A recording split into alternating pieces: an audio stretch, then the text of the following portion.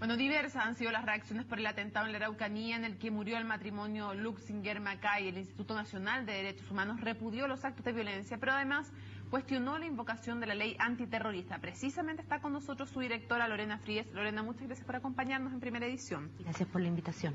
Dejando aclarado el tema que ustedes condenaron y condenan los actos de violencia, vamos al tema de la ley antiterrorista. Lo primero es preguntarte, ¿es terrorismo lo que pasó en la Araucanía hoy? Matar a 2 personas, dejar panfletos, explicar que hay una causa detrás, que hay una ideología también detrás. ¿Es o no es terrorismo lo que ocurrió? Déjame decir primero, porque yo creo que lo hemos hecho todas las veces que se han generado hechos de violencia en la Araucanía, cualquiera sea este tipo de violencia, que condenamos los hechos y que lamentamos mucho lo que pasó hoy día, así que solidaridad con la familia. Lo segundo que yo creo que es necesario decir es que aquí, en primer lugar, lo que corresponde al Estado en términos de mandato de derechos humanos es identificar a los responsables, procesarlos y condenarlos con todo el rigor de la ley. Si eso no se verifica, que es un poco la crítica que nosotros hemos tenido con atentados pasados, que todavía no se sabe quiénes lo realizan, entonces el Estado podría estar virtualmente incurriendo en un incumplimiento en materia de derechos humanos, porque como yo he dicho más de una vez, es el Estado el que viola los derechos humanos. Ok, en el caso que no se encontraron responsables, la violación sería responsabilidad del Estado chileno, pero la pregunta es, ¿de qué parte del Estado chileno? ¿Del Poder Judicial? ¿Del Poder Ejecutivo? En este caso no se han traído a la justicia a las personas que pudieran haber salido a raíz de una investigación, ¿no es cierto? Y aquí tiene que ver la policía, tiene que ver Carabineros, tiene que ver el Ministerio Público, que no han logrado sostener sus tesis frente a los tribunales de justicia. ¿Serían ellos los responsables, no el Poder Judicial? No el Poder Judicial. El Poder Judicial actúa en función de los antecedentes que le entrega la policía y el Ministerio. Retrocedamos un poquito a la pregunta inicial. ¿Es terrorismo o no, desde tu perspectiva, lo que ocurrió en la Araucanía hoy? Es grave, es tremendamente grave, a lo menos es un crimen. Y nosotros tenemos problemas con la ley antiterrorista. Sí, pero vamos a hablar después de la ley antiterrorista, pero primero determinemos de qué estamos hablando. ¿Crees que es un atentado terrorista o no? En principio yo diría que no. ¿Por qué? Y digo que no porque, a ver, el terrorismo no se define solamente por la ley que hay allí, sino que hay ciertos estándares en esta materia. En general se ha acusado de terrorismo a quienes atentan contra la propiedad. La propiedad suele no ser un bien jurídico considerado dentro de la ley, de las leyes antiterroristas. En el mundo, yo entiendo que en Uno. Chile hay una discrepancia respecto a que es el primer punto. Que el tema de la propiedad privada, de acuerdo a los estándares internacionales, no es terrorismo. Ese es un punto. Pero aquí estamos hablando de una casa habitada y con 2 personas que mueren calcinadas dentro. Hay que ver cuáles son las motivaciones, qué es lo que había detrás, cuál es el grado de organización, cuál es la finalidad, si es que hay una organización, y sobre esos elementos hoy día todavía no tenemos los antecedentes. O sea, tú no sabes si fue un delito terrorista o no, ¿eso es lo que estás planteando? Yo no, en este minuto tengo, es que yo en principio creo que no hay terrorismo en Chile. Que lo que hay es una falta de eficiencia de la inteligencia policial para identificar a las personas que han estado cometiendo delitos, en este caso. Que no sabemos además si son o no son mapuches. Eso también está por determinarse. Entonces, cuando se apela a que hay terrorismo, en el fondo lo que se está diciendo es que hay un grupo ligado a una ideología, y esa ideología estaría en la región de la Araucanía, y ahí estamos muy cercanos a estigmatizar al pueblo mapuche. Okay, ahora las yo creo que autoridades son han sido personas superclaras. delincuentes. Está bien, aquí las autoridades han sido claras en decir del Poder Ejecutivo que no están hablando de los mapuches, que están hablando de delincuentes, y han tratado de separar claramente lo que es el pueblo mapuche del otro. Pero yo te quiero preguntar algo. Pero es que entonces los delincuentes no se rigen por ley antiterrorista. Sí, pero un delincuente, ¿por qué no puede cometer un acto terrorista? Porque eso no es terrorismo. El terrorismo no es que yo me queme a lo bonzo en la Plaza de la Constitución. Eso será un psicópata, será alguien desesperado, pero eso no es terrorismo. Créeme que eso puede causar temor en la población. Bien. Una cosa es lo que se defina de acuerdo a los estándares internacionales como terrorismo, pero estamos en Chile y de acuerdo a la ley que tenemos, algunas de las cosas que se dicen es efectivamente terrorismo según la ley que tenemos ahora vigente, más allá de que nos guste o no nos guste la ley. Cuando se intenta causar daño a la integridad de las personas, pasó. Cuando se atenta contra la propiedad privada, nos guste o no nos guste, pero en este caso dice eso la ley, también pasó. Respecto de tratar de causar temor en la gente, evidentemente si uno quema una casa con personas adentro, sabiendo que están adentro, porque no es que no supieran, digamos, Sí. los quienes lo cometieron, sabían positivamente que habían personas dentro, en otro caso podrían no saberlo, en este sí, también se cumple tratar de causar daño, tema incendiario, entonces uno se pregunta, ¿cumple con muchas de las condiciones que esta ley, guste o no, perfila como un acto terrorista? Sí, pero es una ley muy mal construida porque podrían Pero caber no ahí. tenemos. Sí, pero en materia de derechos humanos hay leyes que no necesariamente son compatibles con los derechos humanos. Te pongo un ejemplo que no tiene nada que ver. El que exista hoy día sociedad conyugal en Chile es ley. Sin embargo, es violatoria de los derechos humanos de las mujeres. Ok. Entonces, lo que tiene que hacer el Estado de Chile, y es una de las razones por las que existe el Instituto Nacional de Derechos Humanos, es adecuar su legislación a lo que son los estándares en materia de derechos humanos a los mientras cuales no se ha adecuamos, comprometido. ¿tendríamos que, como país, desde la perspectiva del Instituto de Derechos Humanos, inhibirnos de ocupar esta ley? El gobierno está obviamente dentro de sus atribuciones invocar la ley. A nosotros nos parece que eso no ayuda porque no se trata de un acceso a la justicia que pueda Por sostener eso el te debido digo, proceso. la recomendación del Instituto de Derechos Humanos Es no aplicar la ley antiterrorista, No mientras, invocarla. no invocarla mientras esa ley tenga vicios en materia de derechos humanos. Ok, entonces, primer punto, tú dices que no sabes si es un delito terrorista, que en principio crees que no, porque crees que no hay terrorismo en Chile. Segundo, además, que tú pedirías que se inhibiera el Estado, en el fondo, de invocar la ley terrorista mientras no sea reformada. ¿Cuáles son los principales peros de la ley antiterrorista desde la perspectiva del Instituto de Derechos Humanos en relación con los estándares internacionales? ¿Cuáles son, si pudiéramos hacer un resumen? Hay varios. Yo creo que uno tiene que ver con la definición de terrorismo, es demasiado abierta, permite que elementos subjetivos, que es una lógica, digamos, más técnica, pero que elementos que tienen que ver con qué es lo que significa temor en las personas, sea evaluado no de forma objetiva, sino que de acuerdo a una percepción que se puede tener, eso es complicado. Segundo, establece problemas en el debido proceso respecto de los tiempos de privación de libertad que pueden tener las personas para que después, además de ese tiempo, con niveles de máxima seguridad, salen libres. Entonces, y que no tienen ninguna reparación respecto de eso, y eso lo hemos visto en varios casos. El tiempo que se puede tener incomunicado a las personas también es muy largo. Todos esos son elementos que están muy desarrollados en términos de estándares internacionales, y por eso que nosotros hemos dicho, reforme la ley en estos aspectos, y no estamos en contra de tener una ley antiterrorista. El mundo en general, después de las torres en Estados Unidos, tiene hoy día leyes de seguridad y antiterroristas, pero tienen que estar dentro del respeto a los derechos humanos, que es la norma sine qua non para toda la legislación. Antes de irnos a la pausa, una última pregunta. ¿Hay discriminación desde la perspectiva del Instituto de Derechos Humanos? ¿Hay discriminación en la aplicación de la ley antiterrorista a quienes se les aplica? Nos parece que sí, y yo creo que eso además ¿En contra de quiénes? En contra de el pueblo mapuche, por ponerlo en términos generales, porque no es sobre ciertas personas. Y si tú miras y si tú revisas los antecedentes del Poder Judicial, te vas a dar cuenta que las zonas en que se invoca la ley antiterrorista es la región del Biobío, la Araucanía y los lagos, o los ríos.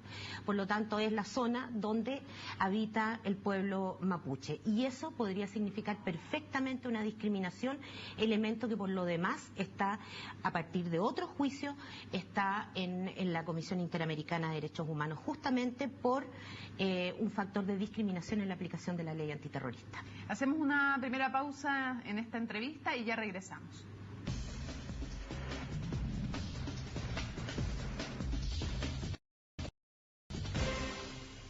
Bueno, continuamos junto a Lorena Fríes. Habíamos dejado algunos temas pendientes. Lo primero, ¿cómo evalúas la actuación del gobierno? Porque el gobierno y específicamente el presidente Sebastián Piñera dice aquí hay terrorismo, lo dice él, lo dicen varios de sus ministros, y acuden a la zona y anuncian un plan centrado específicamente en lo policial y en dotar de mayor garantías, de mayores elementos a las policías.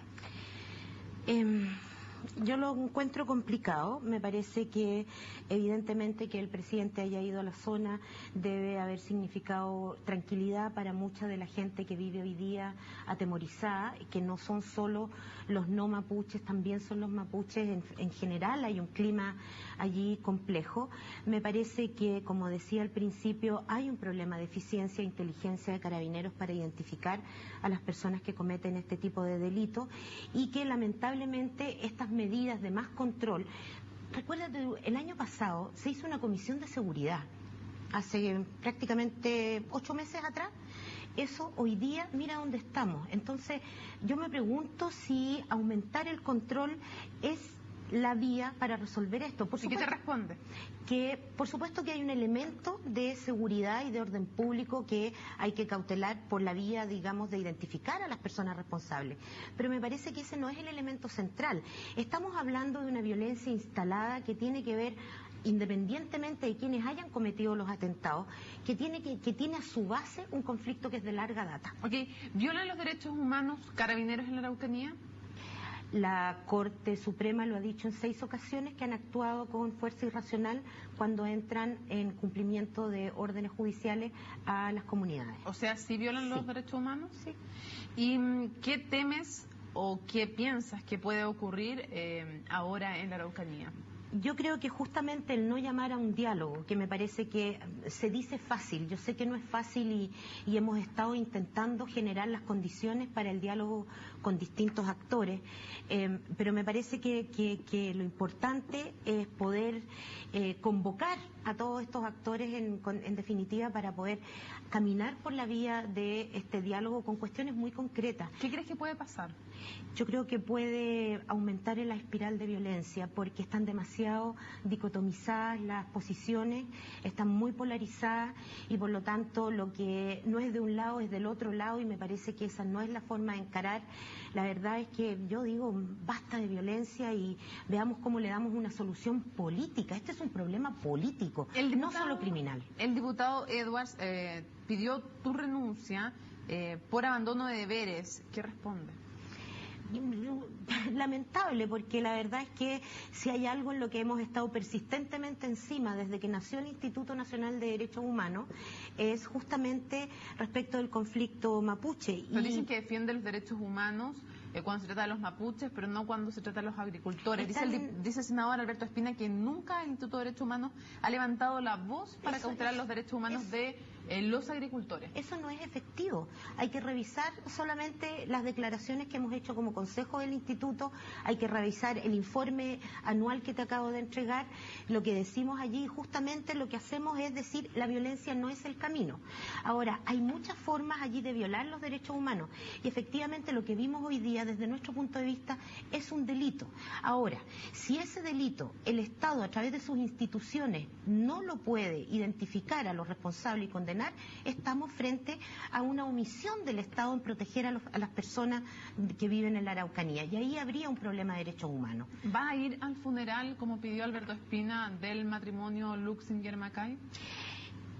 Yo más bien no me rijo por lo que diga el senador Espina y más bien lo que estamos preocupados es de ver en el Consejo cuáles son las medidas que vamos a tomar. ¿Pero como gesto simbólico y de apoyo lo evaluaría? Sí, podría ser, si sirve, por supuesto que sí. Ahora, yo creo que de verdad que no es ese el tema. Nosotros hemos estado condenando las violaciones a los derechos humanos que se han cometido. Mira, déjame decir nomás que en la Araucanía han muerto ya mapuches, han muerto policías, han muerto agricultores y esos 3 estamentos que hoy día tienen víctimas merecen respuesta del Estado.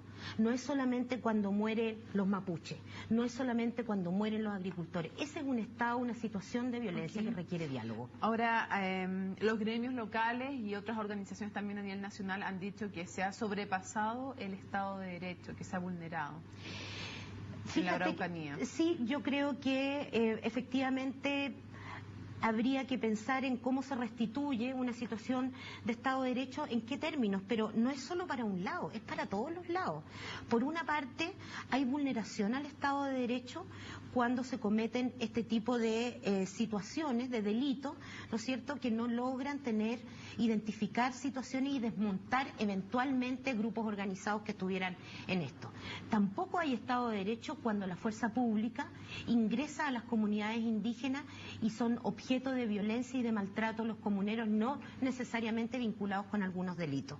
Por lo tanto, sí, yo creo que eso es lo que hace la polarización y por eso que nos interesa tanto que se generen condiciones para el diálogo. Hay grupos extranjeros apoyando la causa mapuche, pero no de manera pacífica, sino tratando de alentar a grupos violentos y financiándolos. No me consta, no me consta. Lo que sí puedo decir, porque vengo además de ese mundo, es que hay organizaciones no gubernamentales que contribuyen a la promoción y a la defensa de los derechos humanos en la región y que probablemente las organizaciones, como lo tienen las empresas cuando hacen donaciones, en fin, pueden recibir financiamiento a proyectos, pero ahí sí, eso no tiene nada que ver con ser cómplices de delitos. El ministro de Agricultura culpó de la violencia al Poder Judicial y, desde su perspectiva, a su inacción.